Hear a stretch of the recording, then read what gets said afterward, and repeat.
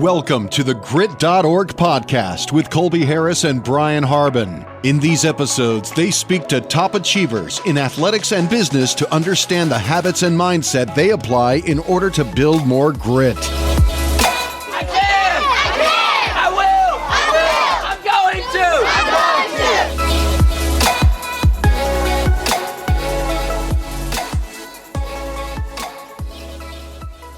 Welcome back to the Grit.org podcast. My name is Colby Harris. Alongside me is Brian Harbin, and we're here with today's guest, Dr. Saman Soleymani. Saman, thank you so much for joining us today. Thank you. You're well. Thank you.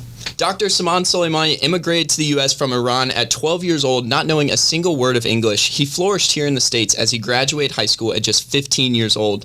Dr. Soleymani went on to earn his undergraduate degree at the University of North Florida in biology and went on to study medicine at Ross University School of Medicine.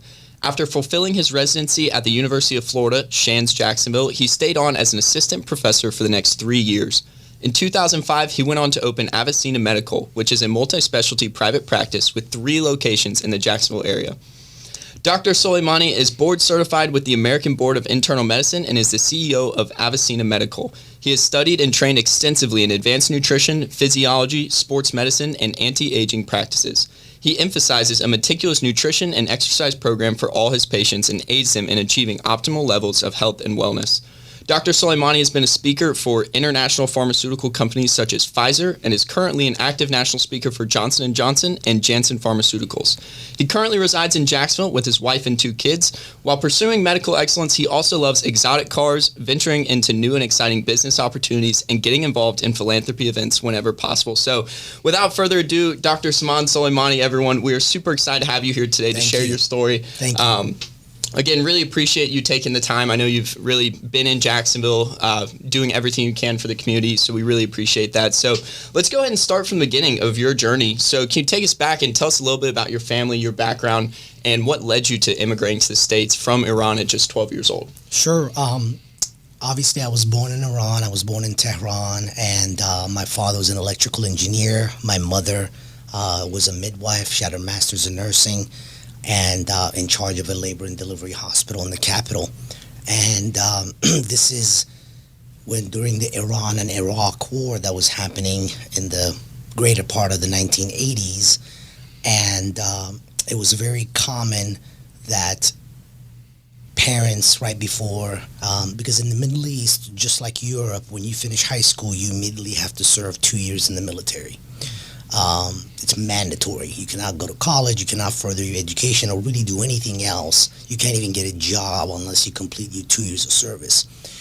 Well, when it's not wartime, it's obviously just character building, and I'm a fan. But during that time when there was the Iran-Iraq war, basically when you were a new person coming on, you just went to the front line and got slaughtered. And so it was very common for parents to essentially get their kids, their boys, out of the country on their 17th birthday right before they were turning 18. So the Iran government, to kind of crack down on that, passed a ruling that if you were like 13 and over as a male, you could no longer leave the country. So that was put in. So you had to be really committed. If you wanted to get your son out of the country, you had to do it 5 years before it was time for him to serve. And so at this point, the Iran-Iraq war was already going on for 6 years. And when you're kind of in the middle of it, it thought it was like never ending. So when they passed this regulation, I was a few months away from my 13th birthday. And so my parents kind of went into a panic mode and tried to liquidate as much as they could, and left the country, went from Iran to Turkey to essentially not get stuck in Iran with that regulation. My father stayed behind to finish doing the rest of the thing. So me, my little brother, who's 5 years younger than me, and my mother went to Turkey. And from Turkey, we ended up going to Vienna, Austria, and lived there for almost a year before there was an ad in the Vienna Times from the U.S. consulate advertising that they were looking for immigration to United States if you had certain qualifications.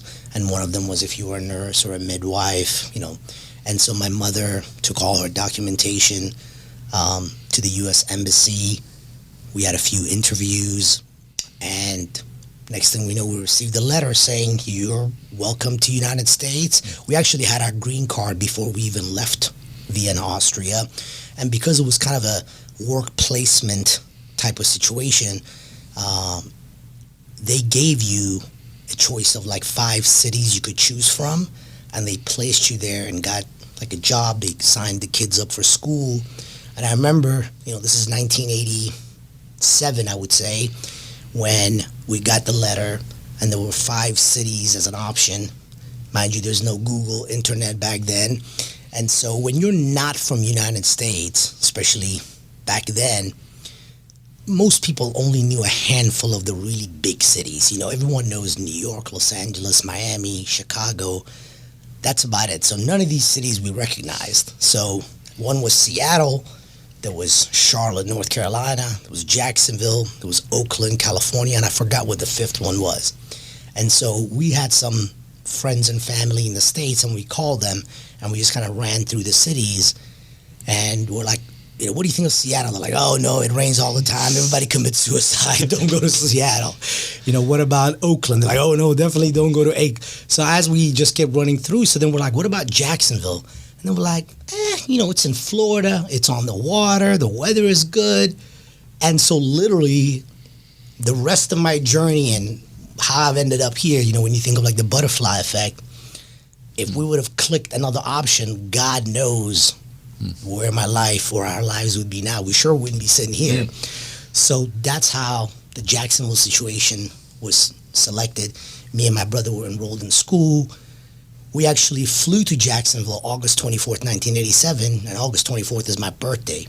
And I remember because the flight attendants brought a cupcake for me as like a birthday. They realized it was my birthday that day, and we came to Jacksonville, and as you mentioned, I spoke Farsi, which is the language spoken in Iran, and I spoke German. And nobody in Jacksonville spoke German. So everywhere I went, sprechen Sie Deutsch? No, nobody spoke German. So it was very, acclimation to school was, very difficult, but that's kind of how the journey happened to the U.S. Yeah, it's really incredible, and I can imagine it's an intimidating process as well, especially you came over here knowing a second language, but not one necessarily that was going to be applicable to your day-to-day. So as mentioned earlier, once you were here, you ended up graduating high school at just 15 years old. So following your arrival to the U.S. at 12, can you tell us more about what ensued in those years following your arrival, leading up to graduation, and what life was like adjusting to the States, learning a new language, stuff like that? So, education overseas, particularly in the Middle East, and even the time that I spent in Europe going to school there, it is far more advanced than the States. When I left Iran in, let's say, 4th or 5th grade, we took 12 subjects a year. I'd already taken algebra. You go to school 6 days a week, not 5 days a week, and kind of almost like a college setup. Monday, Wednesday, Friday, you have 6 set of classes, and then Tuesday, Thursday, Saturday, you have another set of 6 classes. And so starting, you start taking, what the States, they kind of try to pat you on the back by like you took Algebra 1, Algebra 2, Advanced Algebra. Over there, it's just called algebra, and you take it every year until you graduate, and they don't give you a number to make you feel special that you went. It just becomes harder and harder. And obviously, math and algebra, even the word algebra is math was essentially, we obviously don't use Roman numerals. We use what's called the Arabic numbers. So the concept of 0 was never in place until the Middle East happened and the mathematicians. So math is very strong over there. So when I came here, they were learning just how to add decimal points. And I was a year more advanced. I came here as 6th grade, and they were just learning how to add decimal points and common denominator fractions. And so we took some, I think it was some national, a PSAT test, whatever it was for middle schoolers. And I had a perfect score in the math and science, not so much in English. And I was getting a little trouble being the the Middle Eastern kid that came in the middle of the school year. There was bullying going on, and some of the conversations and developmental talks that I give to kids is that, I was at the bottom of the pool. Like, I was bullied by the Asians, the Hispanics, by the African Americans, by the whites. Like, everything trickled down. And so I had done martial arts since a very young age, and being smaller, I was kind of underestimated. So there were quite a few visits to the dean where people ended up, hurt, needless to say. So the assistant superintendent met with my parents, and they were like, Saman is just wasting his time and is almost bored with these classes. And so with what happened with the PSAT, we should move him to 9th grade. And so that's what happened. So I jumped kind of 3 grades. Wow. So, when I went to like my junior prom, I think I was like 14 years old, and the girl that it took me there was like 17. So like everyone around me was older. I was always the youngest kid in the crowd going through high school. I remember, in Jacksonville in like 1990, 91, they literally had like teen clubs that were 16 and over where they didn't serve alcohol, whatever. And I couldn't even get into that because I wasn't even 16 yet. So all my friends would go and I would get stuck home. So that's how it happened. Yeah, that's quite the story. And you graduated high school then at 15 and then go on to college. And did you know at that point that you wanted to study to become a doctor? And what kind of inspired you to? My father, for the people that don't know what a cassette tape is, my father has an audio cassette tape of me when I'm 4 years old. And, he's asking me in that audio tape, like, what do you want to do when you grow up? And I said I wanted to be a doctor then. And it never changed throughout my entire childhood, teenager years. Like, kids at that time that want to be astronauts and firefighters and fighter pilots. For me, I just wanted to be a physician. And, looking back, being older, I think it was just imprinted on me because the earliest memories I have is me chasing my mom around the hospitals. Mm-hmm. My mother was a midwife. She delivered babies. By the time we left Iran, she had delivered 25,000 babies in her career. So she was a very well-respected midwife. And so as a 3-4-year-old boy, and then she ran the entire place, chasing around the hospital wards and seeing the admirations that patients showed to her and how essentially in my eyes she was helping people and kind of made people better, and everyone was always so thankful. Like, I felt that kind of like that public service in a sense. And so, yeah, it never changed for me. I always wanted to be a physician.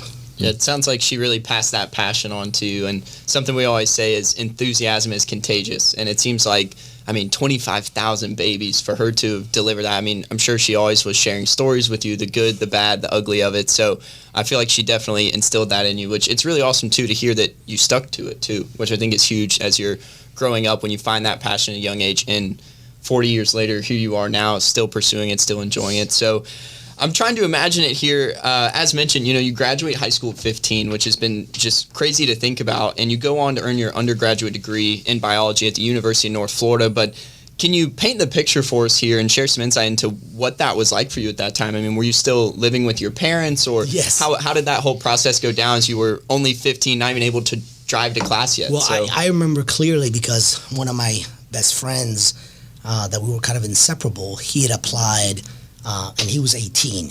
We both applied to UF, and I really wanted to go to UF. That was kind of like the thing that you did. And I remember running, to the mailbox and got the results, and I opened it, and I got accepted with accommodations and so on. So I ran home all excited to tell my mom that I got accepted to UF. My mother was like, that's great, but you're not going to UF. I'm not letting my 15, 16-year-old son go to Gainesville. It's like, you're going to go to UF, but there's going to be an N in the middle of those two letters. Literally. So you're going to UNF. So that was kind of a bummer at the time. But in retrospect, it was actually a blessing because I realize now I sure as heck would not let my 15-year-old kid go away in college. It's not happening. Right. You know, you're going to get tied to the floor. So it allowed me to be in classrooms that look normal with 30 kids, not an auditorium of 400 students that aren't learning. So the UNF was kind of a blessing for me.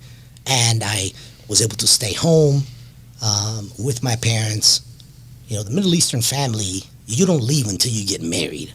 Or like myself, I went to medical school. Like, you have to be this concept, like 18, I'm just going to go live across town, doing my own thing. That does not exist in kind of ethnic cultures. Which is something I love, too. I mean, I think the family unit is something that makes it very strong. Even I was just talking to Brian about the other day of it makes things a lot easier. You know, it's the responsibility of everyone, and I think it relieves some of that stress, and you always have someone there to back you up, someone to rely on, which I think is incredible. And I definitely picked that up from your story as well as I hear it. So following your undergrad education, you went on to the Ross University School of Medicine, did your residency at the University of Florida, Shands, Jacksonville, so kind of made it to UF in a way. Following your completion of your residency, you stuck around as an assistant professor for 3 years. So at this time, you're now roughly 15 years into your medical journey between education, correct, residency, and becoming an assistant professor. You were just constantly learning, constantly educating yourself, which is something I'm sure is still evident in your career today. But yeah, it was only when I finished residency and I started on as an assistant professor and as an attending who had now residents and interns that reported to me, I was only like 25 turning 26. So I was like extremely young. I mean, I had medical students and residents that were 5 to 10 years older than me. So that was kind of and I remember even during residency, which was, you know, I remember being in the emergency room, and I really, you know, if you'd seen pictures of me, you know, in 99 or 2000, like I really had a baby face and didn't have my receding hairlines and bald spots. But I remember going and, you know, taking care of a patient for 10, 15 minutes, asking history exam. And they would say, okay, when is my doctor going to come see me? And I literally be like, I am your doctor. And they would freak out because I looked really young. Yeah, having to think about that, just, I mean, that age gap followed you for the rest of your life, for the rest of your education and stuff. And I think one thing I really want to know is, you know, as someone who's just dedicated so much time to their craft, can you share some wisdom with our listeners as to how you manage to remain so persistent and keep your eyes on the finish line of eventually, you know, getting your doctorate and being in that place? You know, how did you just stick to the grind day in, day out? You know, it may not be almost popular to say, but part of it was almost a little bit of an ignorance in a sense. And, you know, sometimes like what you don't know is what you don't know. For me, I never looked at my journey. Like when I was in high school in 1990, I never was telling myself like, oh my God, this is going to take 14 more years. So I kind of mentally broke things up in very smaller segments and saying, okay, I know I can complete this step and I'll worry about the rest. Because sometimes we overwhelm ourselves with minutia and the woulda, coulda, shoulda that may never even happen. So it was much simpler for me to say, we're going to finish high school now, and I'm going to become a National Honor Society student. And, you know, I wasn't thinking, what am I going to do in medical school? Then it was, okay, now I'm in pre-med. God, let me get through my first year of organic chemistry and quantitative analytical chemistry and anatomy, physiology 1 and 2. So I always kind of took things in stepwise fashion instead of trying to immediately see myself as a businessman owning multiple medical practices, for example, because that wasn't even in my head at that point. I wasn't even sure of, because for the longest time, I wanted to be an OBGYN, essentially the same field that my mother was. It wasn't until I was in medical school and doing my clinical rotations and, you know, I think I did 3 to 6 months of OBGYN where I realized, like, oh my God, I would never do this if they promised me the presidency of the United States. So, you know, as you grow things change and your wants and desires and, what you want to do. And, but I just knew that if I broke this long journey into much smaller steps, it was less going to be a challenge to me, because then I could complete those smaller steps much easier. And part of it was I always looked at someone that was maybe a year or two ahead of me, that in my opinion that I knew that I had more skills, talent, and grit than them. And I always was like, well, I know if they got through it, I know I can. So having kind of that self-confidence to state that, okay, well, I see this person and I know them, I know what they're about, and I think I have stronger values and virtues, and if they got there, then there's no reason why I can't. And so kind of reaffirming that to myself was a huge help as well. Yeah, it's fantastic. And that's a good segue too, because after 3 years of being an assistant professor, 2005, you launch Avicenna. Exactly. And so tell us about kind of that inception, because that's kind of a big, commitment to start your own practice. And so tell us a little more about that. While I was a speaker for Pfizer, I was actually giving a talk to a group of doctors at a restaurant downtown. So after the talk was over, the presentation, I had the CEO of, at the time was Solantic, which was the urgent care centers in town, approach me and said, hey, because I was in academics, I had never even heard of what an urgent care center is at the time. And she introduced herself and said basically she's a CEO of this urgent care center. At the time they had 7-8 offices, and they were looking for someone that was, respected in the medical community to come in and could maybe go to their different offices and shadow and help with some of their standards and procedures. And at the time I was building my house, I was single, I had a lot of free time, and they offered me a ton of monetary incentives to do that. And I said, sure, why not? So I went. So during my off time from Shands, I would go to this urgent care, and they would plug me into their different offices, and I would go and shadow their doctors, see patients myself, and try to institute some improvements. And after doing that for like 6 to 9 months, they weren't doing any of the things that I was telling them, or they were paying me for me to tell them what to do. And I was voicing that frustration over dinner with a group of friends, and like without hesitation, 2 of my friends were like, why are you trying to tell them how to do it? Why don't you just go do it yourself?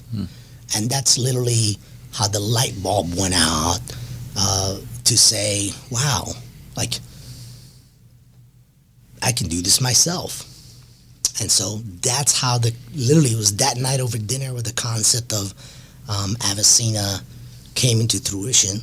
And living in St. Johns County in Jolton Creek, I remember I was driving by the corner of San Jose Boulevard and Racetrack Road, and they were just pouring the foundation to a Gate gas station, and I saw a sign that said Starbucks coming. So I went and spoke to the developer, and they were like, yeah, there's a Starbucks coming here. There's, all this development happening. So I'm like, and they had like a parcel of land that was available for sale that they would build to suit. And so I'm like, well, if Starbucks is going there, they've done the research. And that was my selection criteria process. Needless to say, it's much more involved now when we're selecting a site. But for me, it was like, hey, Starbucks must have done their research to figure out it's a good idea. I'll just open right next to them. That's fantastic. And so that's how the first Avicenna was, it happened, and we were seeing patients in, mid-2005. That's awesome. And I think one thing that's really interesting about it, too, is just the way that opportunities present themselves, from coming on as kind of an operations manager, so to say, somebody that's overseeing it and trying to find new ways, to then that light bulb, like you said, that came on of just, hey, I could do this on my own. And that's exactly what you did. And you did, though, in fact, bring in a partner, Dr. Dimitri Modell, who Yes. I kind of want to ask you about. Partnerships is something that are positive and negative. You ask different people, everyone has a different opinion. So for you and Dr. Modell, have there been any keys to having such a successful partnership, and how you guys have just done so well over the years? Yes, absolutely. My father always says if partnerships were great, there would be 2 gods. God would have a partner. So partnerships can have a lot of issues. what makes my relationship with Dr. Modell work is first, we have a personal history. So we met in 1994 at UNF in pre-med. So he was a pre-med student, and we met during a microbiology lab session, and we kind of studied together and went to medical school together. And when he finished medical school, he got married and moved to New Jersey, and was working as an attending at UMDNJ in New Jersey, and I was at University of Florida, Shands, Jacksonville. And when the concept of I'm going to open my own medical practice, so about a year and a half before this concept of Avicenna happened, we were looking for an attending at UF Shands. And since he was initially from Jacksonville and his parents and some of his extended families were in Jacksonville, he really wanted to come back.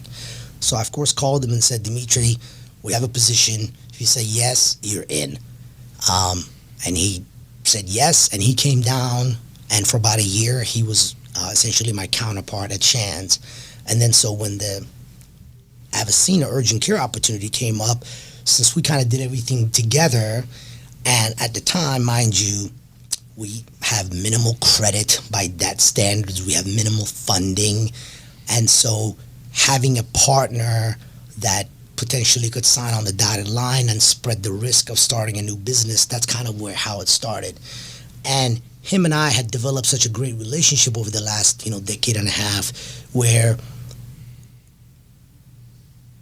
partnerships usually don't work when you have two alpha people that are constantly butting heads. Because of my prior experience in business, I was a production manager at AT&T while I was in pre-med during the 4 years I was at UNF. I had 300 employees reporting to me. He respected my business decision-making skills where he never questioned any of them. So if I said we're going to go and build an office in the middle of the desert, he'd be like, that sounds like a fantastic idea. I'm there. So he was kind of, in retrospect, that's, my father was like, don't get a partner. It's going to be a disaster. But we've obviously talked about it several times since then. And he's like, it's the best partnership because you guys are not stepping on each other's toes. You have different skills. And so everyone kind of does their thing. And he respects your decision-making ability that when you say, hey, we're going to do this, he's not there to kind of, throw sand in the process. So that's really the reason it's kind of worked out. So even now, while I concentrate, I've stopped seeing patients for about a year, while I concentrate on the business development and growth of Avicenna, he's kind of the vice president and he's kind of the lead clinical person. So he's the one that goes office to office, meets with the actual physicians and providers, and tries to improve the efficiency on the clinical side. So we essentially have complete different tasks that don't, overstep each other. Yeah, you guys complement each other, and that's great. And so fast forward kind of even 17 years from the 2005 to now, 17 years later, you guys have 3 offices in Jacksonville. It's actually 6 now. 6 offices in Jacksonville now. And I know you mentioned you don't spend time in your business, but kind of on your business. So tell us some of the things that you've learned over the last 17 years in growing, expanding, franchising, all these employees, and tell us a little bit some of the things that you've learned over that process. When we started Avicenna, in retrospect, we've talked, and I've said this to other people, I've probably made $1 million worth of mistakes the first 2 or 3 years, which is almost par for course, as a new, because the one thing they don't teach you in medical school is how to be a businessman. You're great at diagnosing and treating, but, I can tell you anything about finance and numbers and proper marketing, and we thought proper marketing was putting an ad in the money pages back in the day. So the first year or two was actually quite successful, and we had our first office in the St. Johns County area, and then we had a lot of our patients that were like, hey, I wish you guys could open an office on the other side of the river in Orange Park or Oak Cliff area, because there were some people that were commuting back and forth that live on one side but work on the other. And so at the time, the Oak Cliff Town Center was kind of booming. So we went there and signed a lease for our second location. This is late 2007. we start doing the construction and we build the office, and that's when the economy took a dump in 2008. And so you had half the homes that got foreclosed on in the Orange Park, Oakleaf, so it was like a ghost town. So that office for the next 5 years lost money year after year after year. So the first office, which was profitable, all the profits of that went to float the second office. So for a solid 2 years, and when we opened the second office, because we did not have the finances to hire additional physicians, Dr. Modell was at one office 7 days a week, and I was at the other office 7 days a week. And we did that and mind you, we did that for 2.5 years and never took a penny home. We used our credit cards. We didn't have really much reserves. So at the time, when my staff would be like, well, I'm making $14 an hour, let's say my front desk employee, and my paycheck is this much. I'm like, let me show you my paycheck. It's zero, and I own this place. But we obviously always paid our employees. No bill ever was late. We just took the brunt of it. And so for 5 years, that office was kind of a disaster in numbers, and it was simply because of the economy. To the point that when our 5-year lease was up, we almost did not renew that lease at the Oakleaf office. But kind of the part of having resilience, I said to myself, I'm not going to kind of quit on this, because I felt that it still was too early to give up on that. And, with leases, you typically have to notify 180 days prior your lease is up to your landlord. So if they need to find somebody else, you're not telling them 2 weeks before. So we had to make that decision 6 months before our lease was up. So magically, as the cliches say, it's almost like light happens right after the darkest part of the night. We signed our lease, and 2 weeks later, like the floodgates opened. I mean, it was like a joke from above. And what would have happened if I didn't sign, and then let's say another practice went in there, and then I saw them suddenly spike up. And that office is the busiest office we have to this day. Wow. From back then. So part of being in business, and unfortunately, the reason most businesses fail is business owners do not plan for the worst. And, it's very easy to do paper napkin calculations. Like, if I make this much and I see so much this times that, they suddenly come up with, this is very easy to do. But they're not really looking at the overall. Most people overestimate their revenue and profit and significantly underestimate their expenses. And those are usually not two things you want to miscalculate much, because it ends up not working out. But we've been successful in that way, and we currently have 6 offices, and we have office 7 and 8 under construction as we speak. So we're opening in St. Augustine. We're also opening in Gainesville. It's our first office really outside of the greater Jacksonville area, so that's going to be open June 1st. So we're very excited. Yeah, that's awesome. And sorry about that. I had looked up. I could have sworn I found 3 on my mistake on that. So I think that's really awesome too to hear that you guys didn't give up on it. You didn't give up on it. And then I was sitting here thinking as you were telling that story, I was like, something tells me that this is going to be his highest producing location to this day after those 5 years of just sticking it out and roughing it out, trying to make it into a profitable business. And the 7 days a week is just crazy to think about, especially when you're not. People would say, TGIF. I'm like, I really doesn't mean anything. I just got to be at work the next day. Saturday, because we're open 7 days a week. And so and mind you, we're open 7 days a week with extended hours. So we're open 8 a.m. to 8 p.m. Monday through Friday and 8 to 5 on weekends.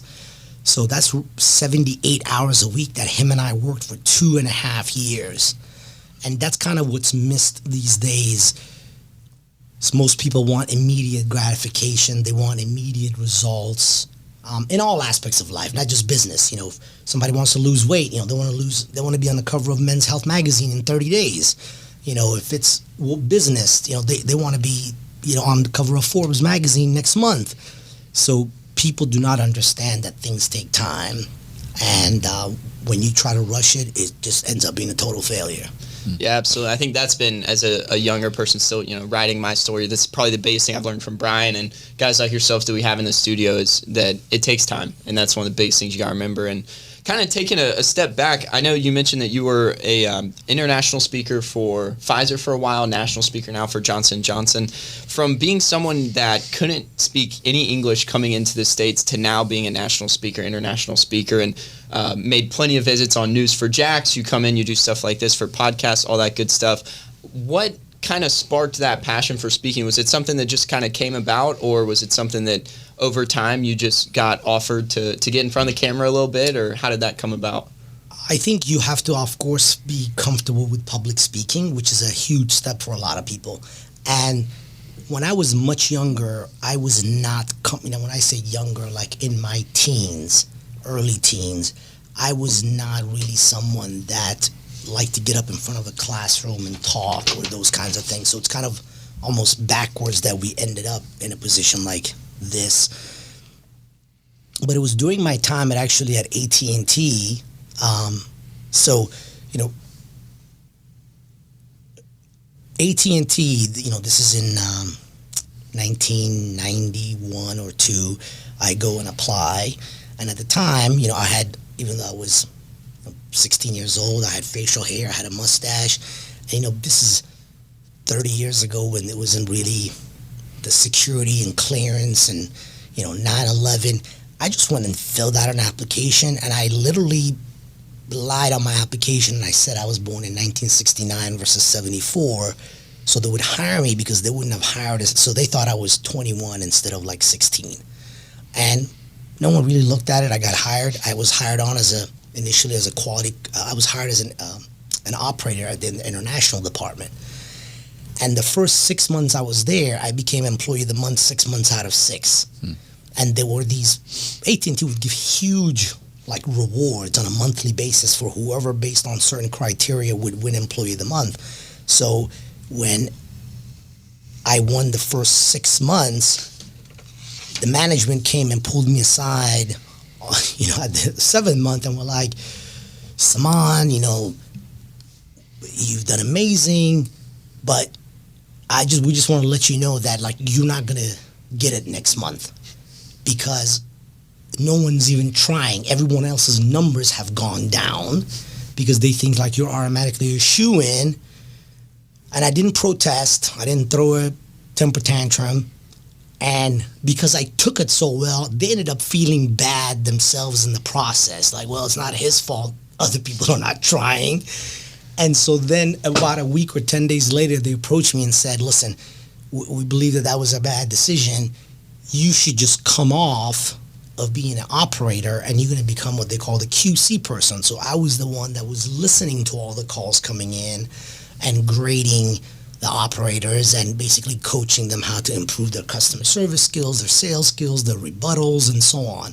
So that was kind of the beginning steps of how what allowed me to start talking and coaching people on, they would, at the time,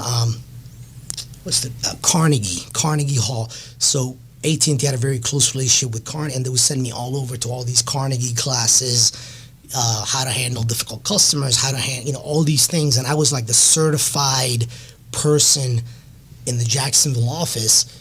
And then so they would then take me to the different departments, and I would try to kind of improve their skills in whichever division there were.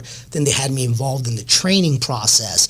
So if you became a new employee and it was a 2-week training process, 1 or 2 of those days was my responsibility to discuss dealing difficult customers. I keep referring to everyone patients these days. They're not dealing with difficult customers, proper etiquette, tone, all those things. And so after that, they made me a floor supervisor, then a manager, and a production manager. So over the 5-6 years that I was at AT&T, I kind of continuously moved up.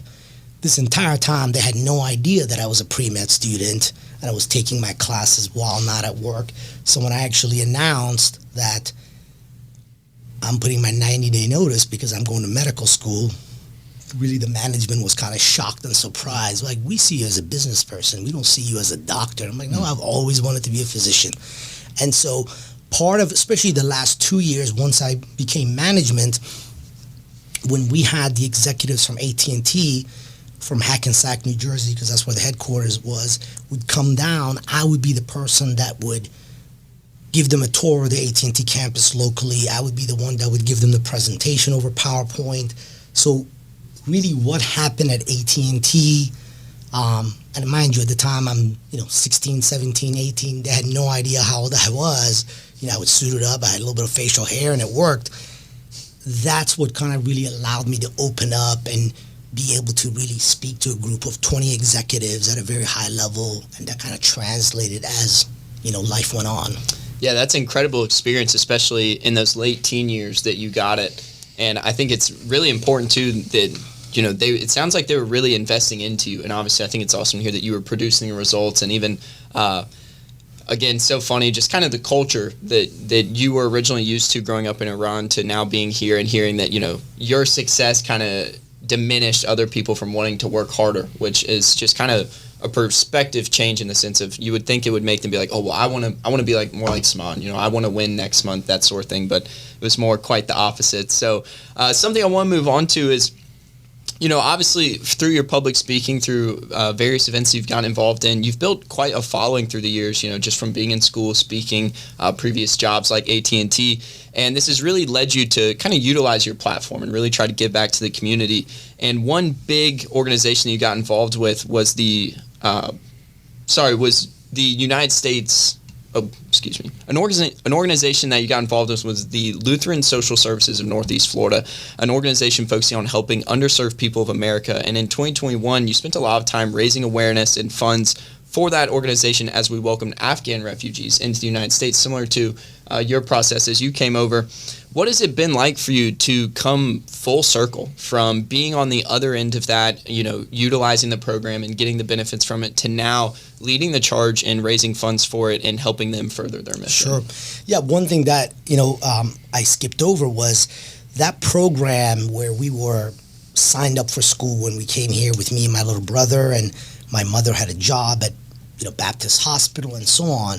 That was all managed by Lutheran Social Services right here in Jacksonville. So we had one of the representatives that met us at the airport, picked us up, brought us flowers just to make us feel better, and drove us to our apartment. And what Lutheran Social Services did was they covered like the first 60 days of your apartment rent. You had some groceries in the fridge and so on, just to kind of get you by. And since it was a job placement, my mother, we landed, and 7 days later, my mother was working, and we were already going to school. So it happened, pretty quickly. And I always remember that kindness. I always remember that coming to a new place and really not knowing anything, how much of a help it was for this group of people to come and help us out. So, as you guys are aware, when the situation in Afghanistan happened last year, where we pulled everybody out and the Taliban's came in, when I saw those images of, parents holding on to landing gear of an airplane and falling to their death, and, children, and I was very moved. And it brought me, even though I didn't come as a refugee, we came as immigrants, and we already had our job placement in Austria, I still felt that they're coming here, and if there's anything I can do, and Lutheran Social Services to this day still helps all aspects of community, but also including placement of refugees and helping them get jobs and so on. So I decided to, raise money. So Avicenna Medical and myself, we donated $10,000 ourselves, and I contacted all my friends, obviously on social media and so on. So we ended up raising, I believe, somewhere between $40,000 to $50,000 that we raised in a very short time, and handed that over to Lutheran Social Services, and went and met the president and all the staff, and they were extremely appreciative, because this is when the State Department had said that out of all those families that left Afghanistan, about 100 families were coming to Jacksonville. So they really needed help monetary-wise, and it was great for us to be able to help a little bit.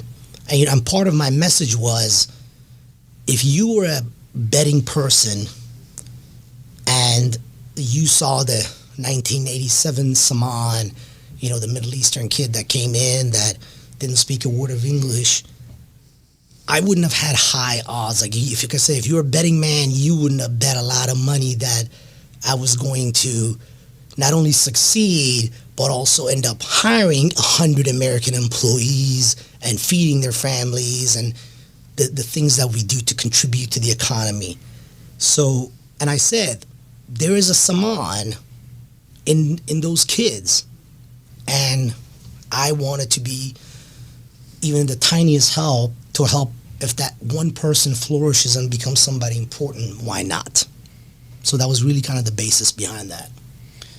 Yeah, that's incredible, and definitely can feel your passion for that, of just wanting to give what you have to another young person. And in 2021, you were recognized as a hometown hero. Yes. By the city of Jacksonville. So tell us a little bit about kind of what that meant to you, or what that experience was like. Yeah, that was pretty. I would have to say, out of all the accolades and awards, that really meant a lot to me. One, because I love the city of Jacksonville. I've been here since, besides all my traveling and living in other states, I've always come back to Jacksonville.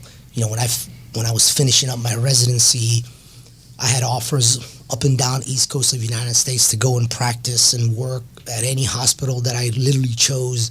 But at the end of the day, I figured I was raised in Jacksonville. I owed some of my success to being raised here, and I wanted to give back to Jacksonville. So I ended up not moving, and which is why I established my practices here, and my kids go to school here now. And for me, it was very important to be able to recognize that there's needs everywhere. And if you're able to kind of cover that in the slightest amount, why not? So they reached out. So I got a call from the city council saying, you have been chosen as, I guess they award one person annually, once a year, as hometown hero of Jacksonville. And they wanted to have a formal presentation and an interview with one of the councilmen, Councilman Al Ferraro, and that happened. And we had a great interview. And they presented me with the actual flag that flew over City Hall the entire prior year during COVID. And so as someone that, as an organization that we were on every emergency use management in Jacksonville, when literally every practice, every urgent care closed down and were really essentially refusing to see patients if they had respiratory symptoms, I had a meeting with my entire staff and said, we can close up if we want, but the way I look at it, this is like going to Navy SEALs training, and when it's time for action, saying I'm going to sit this one out. And that's literally what I said. I said, we are medical providers, and no virus or COVID is going to stop us from taking care of the people that need us. And this is during the time when they thought there was going to be a run on the hospital. Hospitals weren't seeing you unless you were 65 and over and had an oxygen level below 80%. So you had this huge rush of people that needed medical care, and we were kind of the only medical practice in town that had stayed open and was actively seeing those patients. But that was a small portion of that accommodation. There were, part of it was we do a lot for the law enforcement community and first responders, so from firefighters to 911 dispatchers to law enforcement from all surrounding counties, including Duval, St. John's, and Clay. So every year, Avicenna, we serve every boot on the ground across all three counties a full Thanksgiving meal on Thanksgiving. And so despite, I would have loved to spend time with my own family, but I appreciate their service so much and enough that, And last year I think we served 700 meals in a single day. And again, on Thanksgiving Day, where essentially everybody's closed, including most restaurants, trying to find a caterer or a restaurant that can make you 700 individualized meals, because it can't be a buffet style because of COVID. And mind you, we're going to all over town across 3 counties. To find someone that can make you 700 individual meals is almost impossible. So we had to use 2-3 different restaurants from different parts of town to make it happen. But me and Dr. Modell and some of my staff went, station by station, county by county, started at, 10 o'clock in the morning and didn't finish till 3-4 p.m. and served, over 700 meals to, and not just the boots on the ground, but the 911 dispatchers, police that worked in correctional facilities. So again, giving back is kind of part of my ethos, I would say, that you can have everything you want, but if you don't give back and you don't show thanks to the people that are taking care of you, it's really, to me, meaningless, whatever you've acquired. So this is, again, one of our ways. But having received that hometown hero accommodation, with the actual flag that flew over city of Jacksonville for the entire year was very special.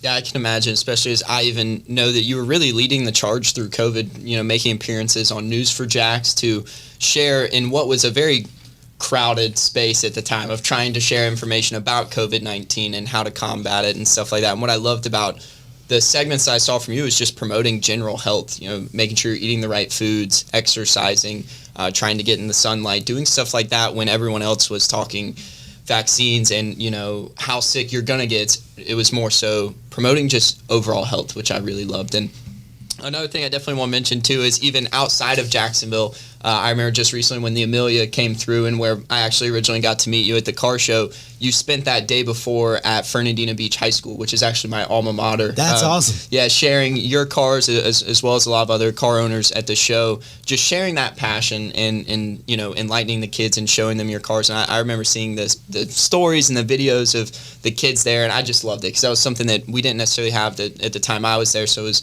great to see you there, even touching people outside of the Jacksonville community. And that kind of leads me to my next point. Obviously, you've accumulated quite a beautiful collection of cars now, from your Pagani Huayra Tempesta, multiple Lamborghinis, have a Chiron Pure Sport on the way in 2022, which I'm super excited to see your spec on that one. But as someone who grew up without necessarily having these cars in your garage, and some people just seeing it as pieces of metal put together, has this always been a passion of yours, or even something that was a source of motivation even as you were going through medical school and pursuing having your private practice? Sure. I always loved cars, and it wasn't really about, and I've loved them as far as I can remember back, but I remember clearly being maybe 7 or 8 years old back in Iran, and in my room I had the typical posters that most boys had. I had a picture of a Lamborghini Countach under the San Francisco Bridge. I had every Lamborghini poster there was, I had in my room, in different cars. And sometimes I would sit there and just stare. And my father, I remember clearly, he came to my room one day and said, if you stare at your books as much as you stare at these posters, you can own all of them. And I was, I think, intelligent enough, and I remember clearly that day that I had a supportive dad, that he was kind of giving me words of encouragement, but at the same time, I'm like, he is off his rockers. Like, what are you talking about? Mind you, at this point, I have no intention of coming to the States. I was 8 years old. So this concept that my father said I was going to own all these exotic cars that was on my wall, I realized that was just my father giving me words of encouragement, but it was an impossibility at that point. So I was polite and courteous to say, okay, Dad, but inside, it was like rolling my eyes, like, come on, like, I'm in Tehran. I'm never going to own, Lamborghinis. And once I came to the States and I started, studying, and now I'm able to look in magazines and look at these cars and more, going to car shows and seeing these cars in person, then it became like, wow, this could really be a possibility, because at least I'm in a land that these things are readily available. And so, and mind you, when I was 7 years old, I didn't know if that Lamborghini was $1 or $1 million. Like, money didn't mean anything. I just loved the car, the shape, the sound when you would watch anything on TV about them. So that's really how the passion for cars started, and like they say, the old cliche, like, you really don't grow up. The toys just become more expensive. And that's literally what's happened. But I loved my cars. I remember, the first car I ever owned. Like, the moment I turned 15 years old and I had my learner's permit, I had saved my money. I went to, that was the one thing that I would say, people always ask, where did you get the drive? What happened? I never wanted anyone's help, including my parents. And so when I was 15, my parents were like, we want to help you buy a car. And, at 15 years old, I was very adamant. I was like, no, I want to buy it myself. So I remember I got a job at Wendy's. I remember clearly because it was $4.25 an hour. That was the minimum wage, and that's what they gave me. And I saved like $1,800. And the first car that I bought was a 1976 Datsun 280Z. 4-speed manual, and I loved that car.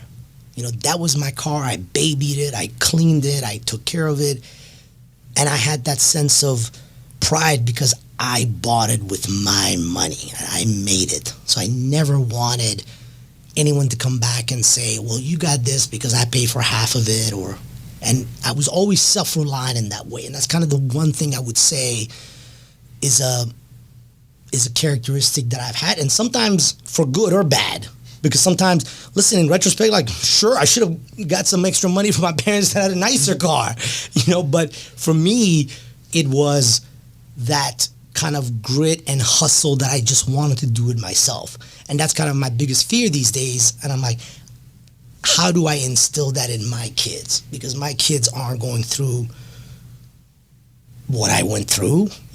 My kids think that whatever they have or whatever they see is just normal. It's just everyday life. When my 5-year-old goes to school and tells his friends, oh, my papa has, 3 Lamborghinis, they think he's lying, and he gets upset because he's like, other people don't have Lamborghinis? Like, what's the big deal? I'm like, no. So it's hard how do you instill that into a 5-year-old? Because that's what he's used and grown up to. Yeah, I was actually just going to ask you that, just how your dad kind of inspired you in that way as a father of, a 5-year-old and a 2-year-old. Anything specific kind of with what you've been through in your life journey of what you feel like you definitely want to try and instill in them? Yeah, for sure. I mean, I think my father and mother were huge in setting me in certain ways and giving me expectations and guidance to allow me to succeed. Again, coming from an ethnic culture, particularly the Middle East, like, a man's word is a huge thing. Estates are bought and sold over a handshake. Mm-hmm. And a great example, and I've told this story a few times in different arenas, but when I was in 4th grade in Iran, this is when all the kids had a BMX bike. Everybody wanted a BMX bike, and I wanted a BMX bike, of course. And I remember I was, nagging my father, and so it was the beginning of the school year, and he says, all right, you want a BMX bike? Remember, as I mentioned, we took 12 classes. He says, okay, if you get 12 A's at the end of the year, not the quarter, I'm talking your average is straight A's, you can buy the BMX bike of your choice, no price limit. Whatever you point, I buy it. Deal? I was so excited by that offer, I shook her hand. Deal? Deal. All year, I bust my butt. No joke, I got 11 A's and 1 B. Oof. And he never bought me the bike. What made it worse is I had the highest GPA in the county. So they gave me a parade at the school.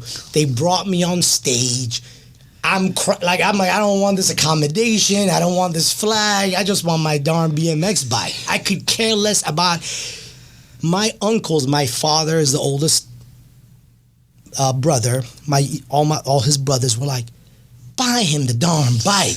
He's got the highest grade in the county. Like, what are you talking about? I mean, I remember I was flopping on the ground, crying. Nope.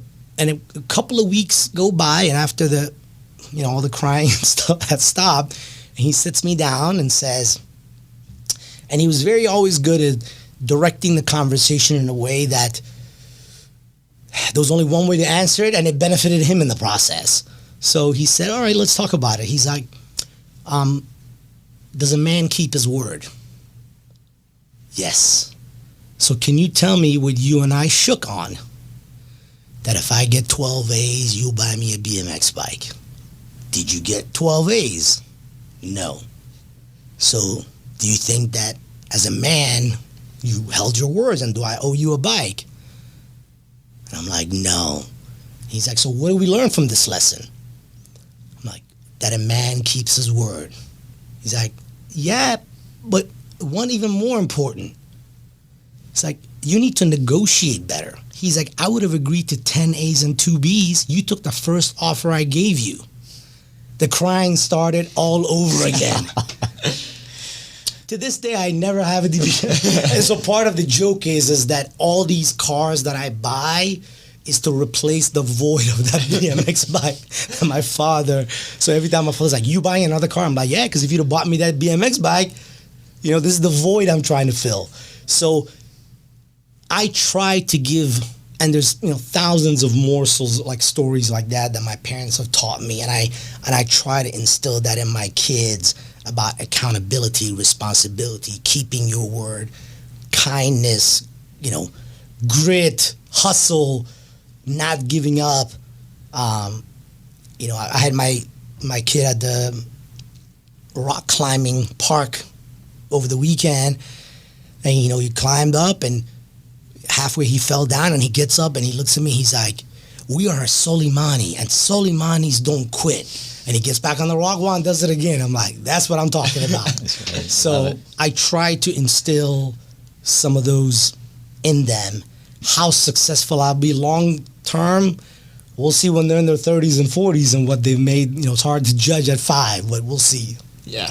No, I think that's awesome. I'm sure you're looking forward to, your first agreement, if it hasn't already occurred with them. Maybe it'll be a BMX bike or, another trip to the rock wall, something of that nature. But earlier, something that we touched on was, your patients, and even through COVID, and kind of your diagnosis as to how people could combat it, how people could stay healthy. As someone who's really focused on general wellness, general health, I know another thing is a lot of your focus has been in physiology. Without knowing or hearing someone's story or their current state of their health, what would be your best advice to someone that really just wants to look better, feel better through their nutrition and through their exercise? What would be kind of your, I know especially in health, it's something that's very articulated per person, but what would kind of be your best advice to someone that just in a basic form wants to take their nutrition more seriously, take their health more seriously?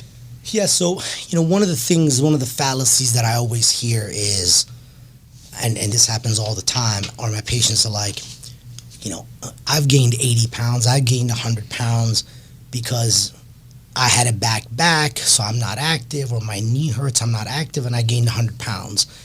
And it's a very difficult thing to try to get that out of people's head that it's just nothing but an excuse, right? And unfortunately, in this world that we live in, literally in the last couple of years, it's almost taboo to discuss that being overweight is bad. Like you're saying you got a horn coming out of your head, right? There was, multiple studies have come out that the resounding number one risk factor, like you throw everything away. If you had a BMI over 20, if you had a BMI over 30, you had like a 70 times higher chance of dying from COVID. That's it. Like nothing else determined your likelihood, not your age. Listen, we had thousands of patients in their 70s and 80s that had COVID that did just fine. But we had patients in their 40s that were diabetic, significantly overweight, that didn't make it or had an extremely difficult time. So, when Adele gets chastised for losing weight, that's kind of unfortunately the culture that we're in now, that people are even afraid to oh, you're fat shaming. No, I'm overweight shaming because of health reasons. Like, if you can point to me a 300-pound person that's lived to be 85 years old, then I'll drop the conversation. But that's the reality of it. The same way a Great Dane lives to be 6, 7, and a Chihuahua lives to be 15 to 17 years old, the exact same thing happens to another mammal.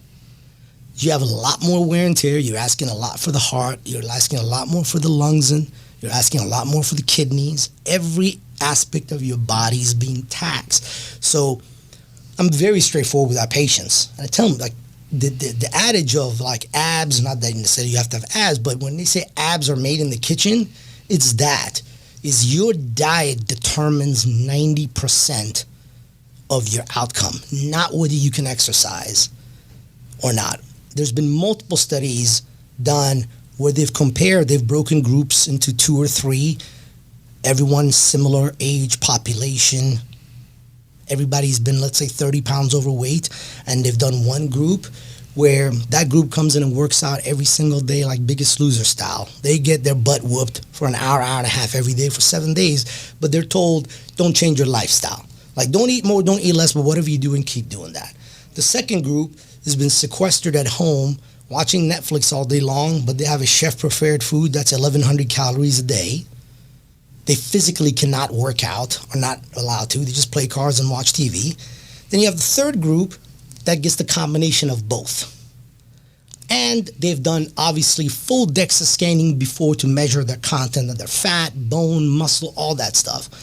Well, what happens to the first group that exercises their butts off every day? They gained an average of 8 pounds of body fat. Why? Because they had this fallacy, like, oh, I worked out really hard today, so I can go have that pizza.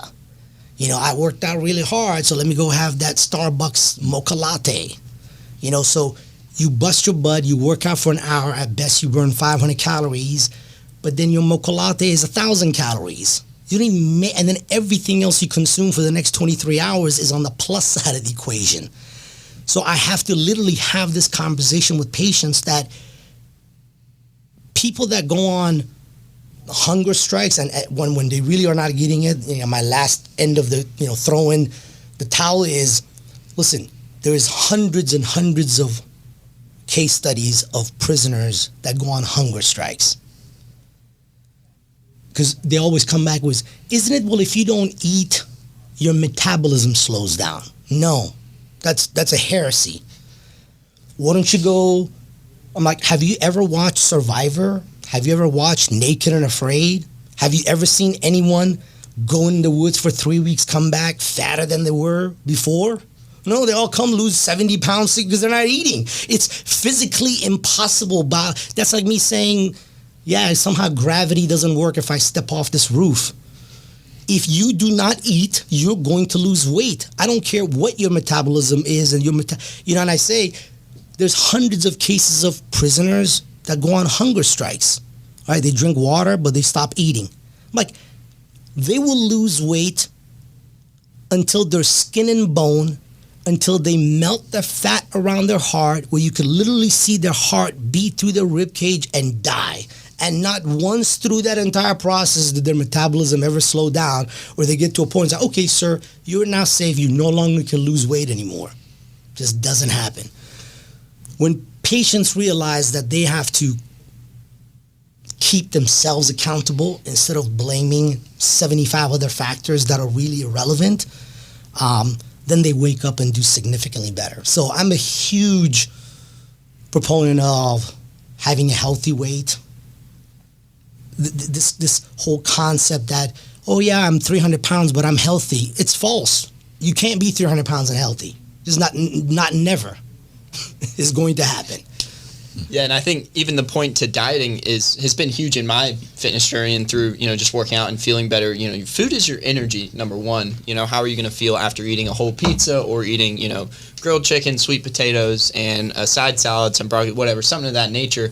Naturally, you do feel better. And I think same thing you said, 90% of a change in your body's physical appearance is going to be in your diet. I mean, that was, again, a huge focus that changed everything for me personally, was paying attention to that diet. So, Saman, it's been a pleasure having you here today, from everything diet and nutrition based to giving back to hearing about the cars you have and the purpose behind them, and kind of hearing more about your story from a bird's eye view, not just what everyone sees in their day-to-day, and being able to dive into it more personally with you. So I just got one more question for you, something that we ask all of our guests here at the Grit.org podcast. What part of the Grit Creed resonates most with you, and why?